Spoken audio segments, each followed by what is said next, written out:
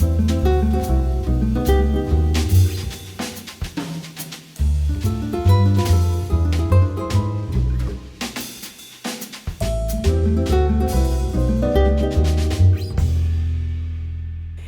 everyone, Lisel Crowley here at the Cool Tool Studio.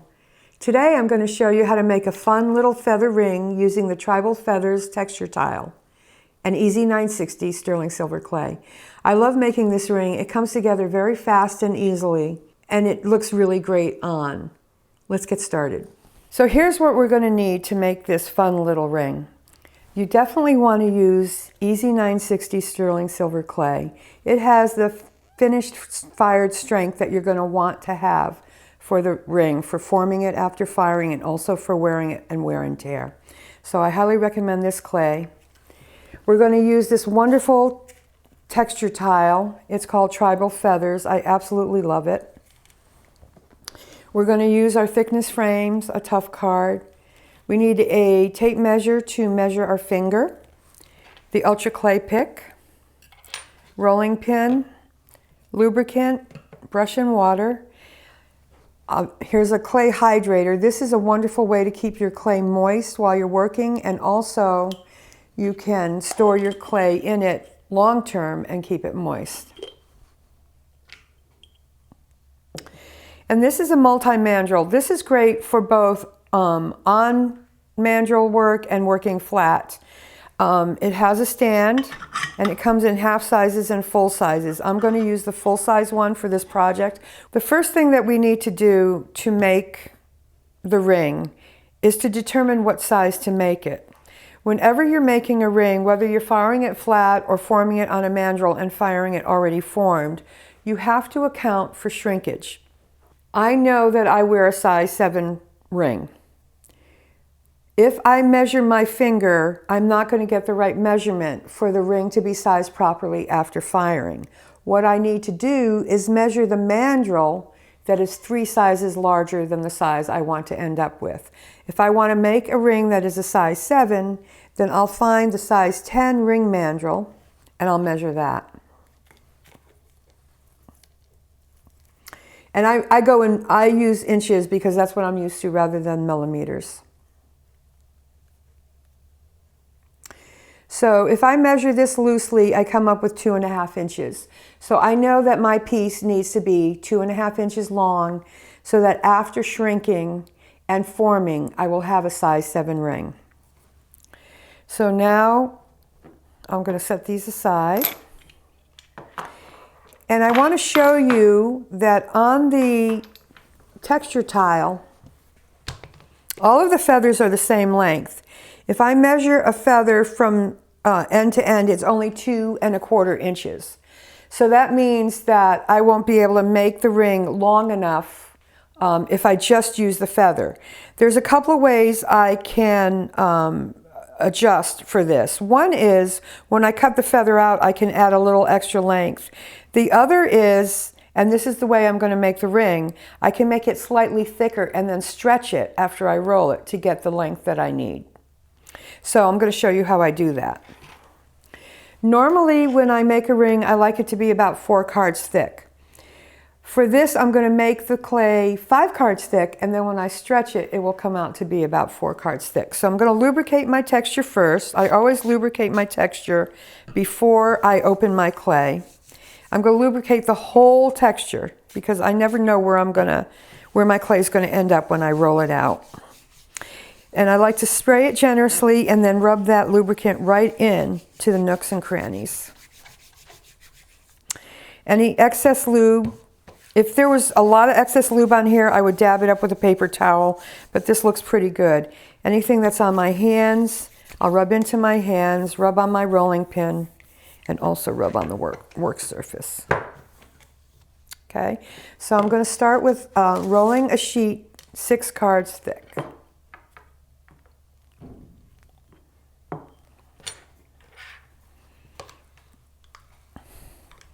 And I'm rolling a long and narrow piece because I'm making a ring, which is long and narrow. Once I get this rolled out, I'm going to lay the clay on my lubricated texture. And I want to lay it down so I know I'm getting a full coverage of one feather, at least one feather. And I'm going to come to my 4-card guide and roll it out. Now, you might be saying to yourself, well, then you'll end up with a piece that's 4 cards thick, but I really will be ending up with a piece that's 5 cards thick because the excess clay that goes into the nooks and crannies will make it deeper. I'm going to start in the middle and roll in one direction and then go back to the middle and roll in the other direction. And that's what I do whenever I do something that is long and narrow. I'm going to remove the clay and place it on a tough card. And now I'm going to stretch it. I'm just pulling it, okay? And because I made it thicker than I needed it, I have the leeway to do that and get a little more length out of it. And just to be sure, I'm going to measure. And I'm at 2.5 inches, right where I need to be. The next step is to cut around the feather. And I like to leave a little border of smooth clay around the feather. And I just use my Ultra Clay pick to do this. And I follow the shape and the design of the feather.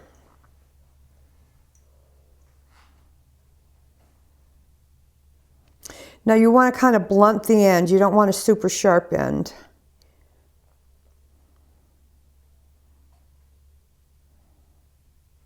So where the stem of the feather is, I'm actually cutting it a little blunter because that'll be more comfortable to wear. Cut away the excess clay. And this is ready to be dried and sanded. So it'll be dried, it'll be sanded, it will be fired, and then we will shape it. So here's the ring that's been fired. Now the next step is to shape it. I typically brush my pieces before I shape them because it's easier to brush them when they're flat. But I have had students who brush them too hard and they tend to start work hardening them. So if you're going to brush them before you shape them, don't brush too hard because that can make it a little harder for it to bend.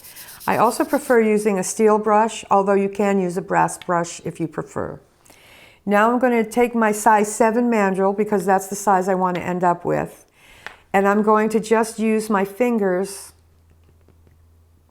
to conform it around the mandrel.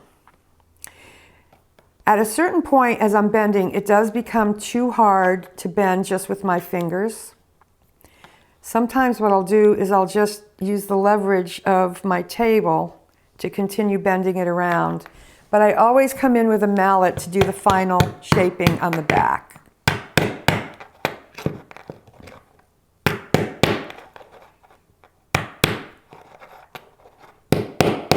And these rings are slightly adjustable. You can usually go up or down a size without too much issue. I don't like to have too much of a gap in the back because then it can be uncomfortable to wear. So here we have the final ring and it fits me, which I am a size 7. So the next step will be to polish and patina and we'll be done. So here we have the finished ring. It's been shaped, brushed, tumble polished, patinaed, and brought to a satin finish. And it's fully adjustable. I really enjoyed making this project. This is a great production project also. You can make several of these very quickly. I hope you enjoy trying this ring. Visit our Learning Center at cooltools.us for more cool jewelry making videos. Subscribe to our YouTube channel, like us on Facebook, follow us on Twitter, and be sure to sign up for our email list to be the first to hear about new videos, new products, and other cool stuff from Cool Tools.